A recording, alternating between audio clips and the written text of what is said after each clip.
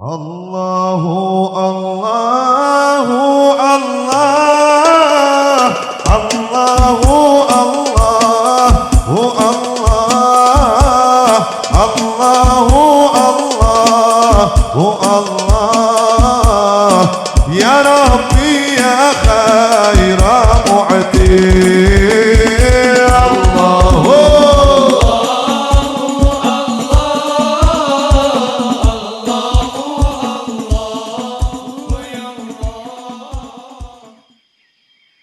Assalamualaikum warahmatullahi wabarakatuh. Alhamdulillahi rabbil alamin wa bihi nasta'inu ala umurid dunya waddin. Wassalatu wassalamu ala asyrafil mursalin Sayyidina wa habibina wa syafi'ina wa qurrati a'yunina wa maulana Muhammadin wa ala alihi wa sahbihi ajma'in. Subhanaka la ilma lana illa ma'allamtana innaka antal alimul hakim. Rabbi shrah li sadri wa yassir li amri wahlul 'uqdatam min lisani yafqahu qawli, amma ba'd. Alhamdulillah, kita dapat menyambung lagi kajian Kitab Sulamut Taufiq. Marilah kita mulakan kajian kita dengan menghadiahkan surah Al-Fatihah sebagai bentuk tawassul kita kepada Rasulullah sallallahu alaihi wasallam, kepada para anbiya wal mursalin, kepada keluarga baginda, istri-istri baginda, sahabat-sahabat baginda, kaum kerabat baginda, dzurriyyah baginda, kepada para tabi'in, tabi'in wa tabi'in lahum bi ihsanin ila yaumiddin, kepada para aulia, ulama, syuhada dan salihin, kepada kedua orang tua kita, kepada semua guru-guru kita, juga kepada pengarang kitab Sulamut Taufiq Al-Allamah Asy-Syaikh Abdullah bin Al-Husain bin Tahir bin Muhammad bin Hashim Ba'alawi, dan juga syarihnya Al-Allamah Asy-Syaikh Muhammad Nawawi bin Umar Al-Jawi Al-Bantani. Al-Fatihah. A'udzu billahi minasyaitonir rajim. Bismillahirrahmanirrahim. Alhamdulillahi rabbil alamin. Ar-Rahmanir Rahim. Maliki yaumiddin. Iyyaka na'budu wa iyyaka nasta'in. اهدنا الصراط المستقيم صراط الذين أنعمت عليهم غير المغضوب عليهم ولا الضالين آمين. Kajian kita sebelum ini membahas berkenaan dengan kewajiban ke atas orang yang terjadi riddah kepadanya, ataupun dengan kata-kata lain, kewajiban yang perlu dilakukan oleh orang murtad dan sanksi-sanksi yang dikenakan kepadanya apabila dia tetap bersikeras dengan kemurtadannya. Diterangkan pada minggu yang lalu bahwa kewajiban orang murtad ini hendaklah segera kembali ke dalam agama Islam dengan mengucapkan 2 kalimat syahadat serta mencabut segala hal-hal yang menyebabkan dia murtad, menyesal atas apa yang sudah terjadi, dan bertekad untuk tidak mengulangi kembali apa-apa yang telah dia lakukan yang menyebabkan terjadi riddah kepadanya, serta wajib mengqada semua perkara-perkara wajib seperti salat, puasa ataupun zakat semasa murtadnya. Qala al-muallif rahimallahu ta'ala wa nafa'ana bihi wa bi'ulumihi fid dharain amin. Wa la yuqbalu minhu illa al-islamu awil qatlu, dan tidak diterima dari orang murtad itu melainkan Islam awil qatlu ataupun dibunuh, bidarbi unuqihi binahwi saifin, dengan dipenggal lehernya dengan pedang dan sesamanya. Ini sanksi yang dikenakan ke atas orang yang murtad setelah dia tidak kembali ke dalam agama Islam, tidak bertobat, dan setelah pemerintah memintanya untuk bertobat tapi dia masih tetap dengan kemurtadannya, maka kata musannif kitab Sulamut Taufiq ini, wala yuqbalu minhu illal Islam, tidak diterima darinya alasan-alasan apapun melainkan kembali ke dalam agama Islam. Awil qatlu, atau dibunuh. Jadi kalau orang murtad itu masih ada di kalangan orang-orang Islam, hendaklah dia diminta bertaubat, ditangkap, disuruh bertaubat, dan alasan apapun tidak diterima melainkan kembali ke dalam Islam ataupun dipenggal lehernya.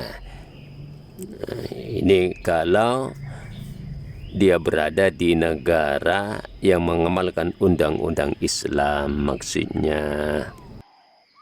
Wal qatil wal imamu, yang berhak memenggal, yang membunuh, ini bukan orang sembarangan tapi pemerintah. Fallam yaqtulhu wajib 'alal ahadi qatluhu ala mastazharahu syarqawiyyu indal qudrati wa amnil aqibati. Dan jika dalam sebuah negara yang mengamalkan undang-undang Islam ini ternyata pemerintah tidak membunuhnya, setelah diminta bertaubat dia pun tidak bertaubat, tidak kembali ke dalam agama Islam, dan ternyata imam membiarkan saja, pemerintah membiarkan saja, wajib 'alal ahadi qatluhu, maka kata Imam Asy-Syarqawi, kewajiban itu ke atas masing-masing umat Islam. Artinya dalam keterangan ini, dalam sebuah negara Islam, pemerintah tidak memenggal, tidak membunuh orang murtad yang tidak mau kembali ke dalam Islam itu, maka kewajibannya ke atas setiap individu umat Islam. Tapi indal kudrah, jika ada kemampuan untuk membunuh orang itu, wa amnil akibati, dan setelah terjadi pembunuhan itu negara masih aman-aman saja. Kalau diperkirakan dibunuh oleh masyarakat, takut nanti terjadi huru-hara besar, maka tidak usah masyarakat atau perorangan memberanikan diri untuk membunuhnya. Kalau dia khawatirkan akan terjadi kegaduhan besar umpamanya, tidak usah. Li'annahu min qabilin nahyi anil munkar. Kenapa kalau sang imam ataupun pemerintah tidak membunuhnya? Kewajiban itu beralih kepada masing-masing umat Islam, sebab ini termasuk golongan an-nahyu anil munkar, mencegah kemungkaran. Kalau mampu dan tidak dia khawatirkan terjadi perkara-perkara yang buruk selepas pembunuhan tersebut. Wa yabtulu biha ar-riddati shamuhu wa tayammumuhu wa sairu amalihi nittasalat bil mauti.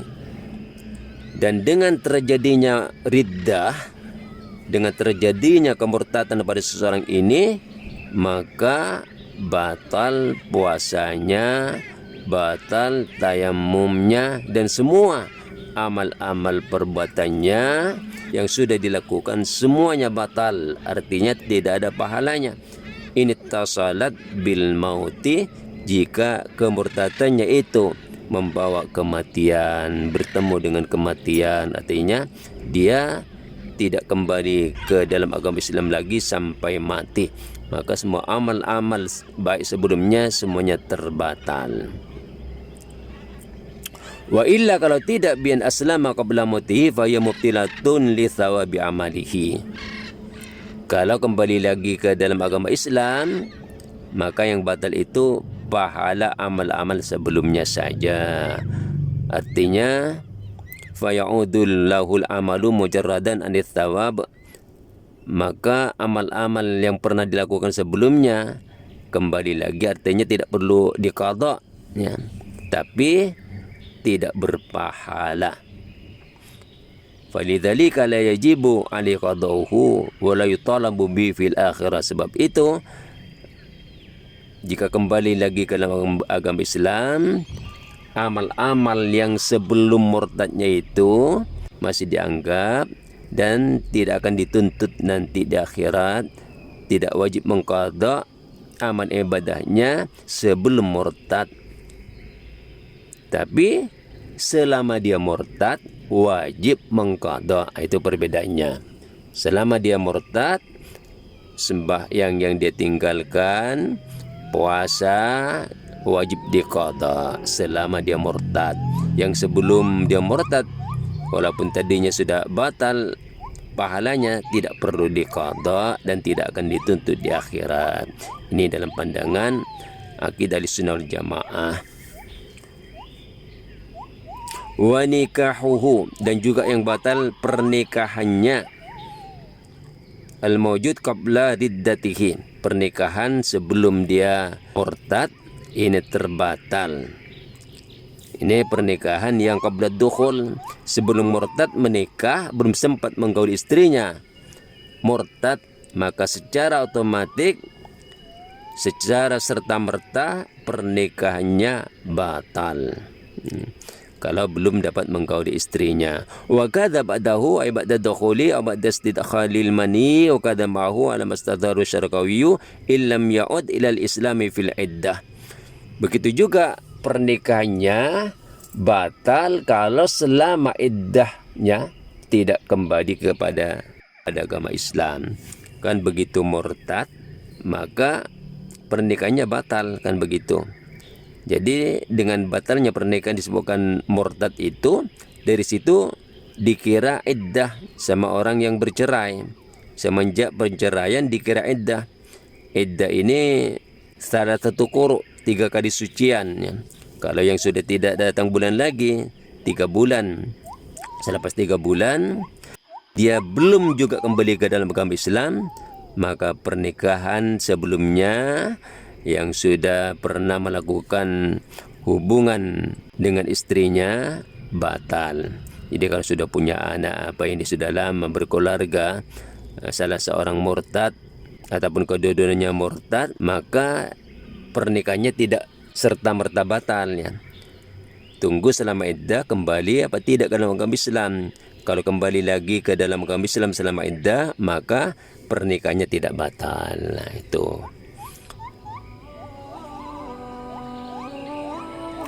Wallahu a'lam bishawab. Terima kasih atas segala perhatiannya. Mohon maaf atas segala kekurangannya. Semoga bermanfaat.